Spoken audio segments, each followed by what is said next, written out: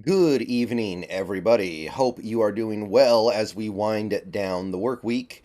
And we've got a little bit of news left over from yesterday. It wasn't necessarily anything super pressing, but I think it's interesting enough to talk about here because even though this is going to sound like kind of a small thing, a minor thing, the ramifications actually kind of trickle down to where I feel like this is pretty significant, and it's also very interesting. So, yesterday morning, we got the exact details of Bobby Wagner's contract with the Seahawks. And it's actually kind of good that most people and most sites were holding off before putting up the actual cap hit because it wasn't what I think a lot of people expected. So, Bobby Wagner's contract, actual contract, in terms of meaningful numbers to us, 1 year, 5.5 million with 1.5 million in incentives. So the initially reported 1 year 7 million splits like that. 5.5 million, 1.5 million in incentives. A lot of people thought there would be some incentives here, but we didn't know how much and we didn't know exactly how they're going to work. Now, here's the interesting part. As I've said before, if a player has incentives in their contract, the way it works is that they count against the cap if they hit those incentives in the previous year, and it doesn't count against the cap if they didn't. And if the player exceeds expectations or goes below expectations that year, the adjustment is made for the following year. So basically, whatever the incentives are, and I don't know what they are yet, and we may not be told. It's possible we're just never told what the exact incentives are. Whatever they are, if they were things that Bobby would have achieved in 2022, they would be part of his cap hit. And if they weren't, they won't be. Well, you go to Over the Cap, and you can go to Spotrac, and they have the same info. His cap hit is actually 5.5 million. So whatever the incentives are, I guess they are things that he didn't do in 2022, which surprises me because in 2022, he put up the numbers. He had 140 tackles, he had 6 sacks, he had a couple interceptions. So I don't know what the incentives are. Again, this is something we may not necessarily be told, or it might be kind of put out there as like a little sneak in, like a stealth release, where it's not that big of a deal. The thing that matters is that 1.5 million does not count against the cap in 2023, and that 1.5 million now gets saved to our salary cap space, and in this team situation, kind of a big deal. So if you go to the Over the Cap team page, I believe they're caught up. I believe they have everything. They have every player accounted for. They have every cap hit accounted for, every cut accounted for, every dead cap hit accounted for. So I think they're caught up. And as of right now, the team is sitting on just under 4.2 million in cap space.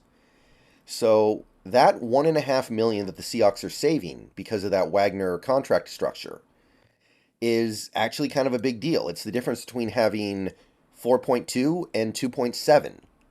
So yeah, I'm going to call that pretty significant here. And let's see how this actually plays out in the chart. If we start from a place of about 4.2 million cap space, and then we know we're going to make some cuts, Weddington, Mabry, Garrett, to get down to 53, and then we're down to, we're up to about 6.7 million. And then after the rookie cap hits come in, we're in the red by 10 and a quarter. But we know we're going to be releasing a lot of low-level players to make room for those rookies, so we're going to be releasing all these guys.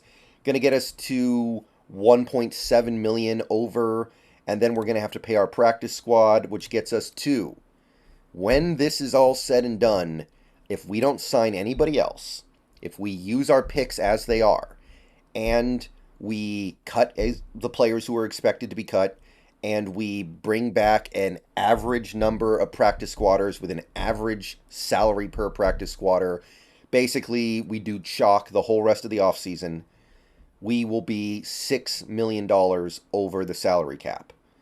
And that's, look, over is over, but there is a difference between being 6 million over and 7.5 million over.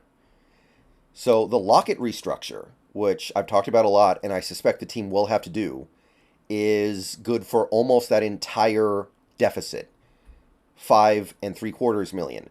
So you restructure Lockett, and now you're basically even. You're less than $250,000 over. At that point, you could do like the Nwosu extension, and you would have plenty of room now. You would have almost 5 million in cap space. You could mess around with the extension a little bit so it is exactly 5 million in cap space. Remember, teams want to go into the season with at least 3, maybe up to 6 million in cap space for flexibility. They want to be able to make mid-season signings. They want to promote the practice squatters. They want to be able to do stuff like that. So I think that that has to be taken into account here. But the point is, if you restructure Lockett and you extend Nwosu, you're there. That basically puts you in a good spot. Now, we had a quote from Schneider just yesterday as well about what he's planning to do going forward, and it sounds like he doesn't necessarily want to be done yet. He said that they will be continuing to make salary cap adjustments to try to be able to add more players. But he did acknowledge that the Seahawks are pretty close now to not being able to make any more significant signings right now. So, it wouldn't surprise me if we are done. Wouldn't surprise me if either we're done or we do something like we sign Tanner Muse, or we sign a player like that, Godwin Icky Bicky. So things that are very, very inconsequential and don't really affect the cap because they're going to be replacing one, minimum salary player with another. Okay. However, one thing that intrigued me is yesterday, I think it was yesterday anyway, Schneider had another quote where he was asked about restructuring contracts, and he said, what we already know, the Seahawks don't like to do that. They don't like to bite into the future to pay for the current team.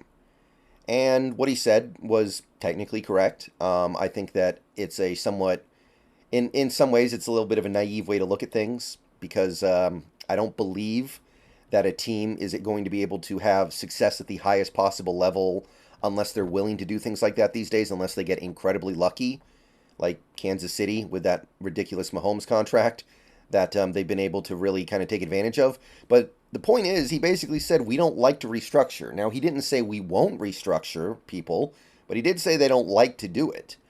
And there are a couple influences on that, right? Like, for one, Schneider comes from Green Bay. Green Bay doesn't really like to do stuff like that. There's also the Jody Allen stuff. It's possible that maybe she doesn't want to do any of those restructures. She doesn't want to kick the can down the road like that. I don't know exactly what it is, but this team doesn't really like to do that right now. So here's my question. If we don't restructure Tyler Lockett's contract and free up that almost $6 million that we desperately need right now just to get to equilibrium, what's the plan here?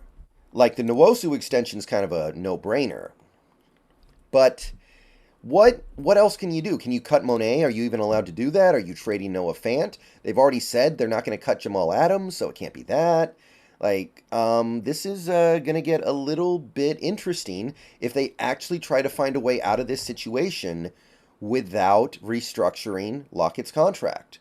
I've said many times now, I feel like that's the only way out. But, I mean, it's the only comfortable way out, I think. There are other things you can do. You can trade a bunch of your draft picks for future picks. That way you don't have to pay nearly as much to your rookies. But you would have to trade a lot of picks to make it happen. You could extend other players like Quandre Diggs. I think a lot of people would hate it, but you could do that. So, sounds like Schneider might have something creative up his sleeve, and I want to kind of see what it is. Of course, I'm also afraid of what it could be. Let's put it that way. All right.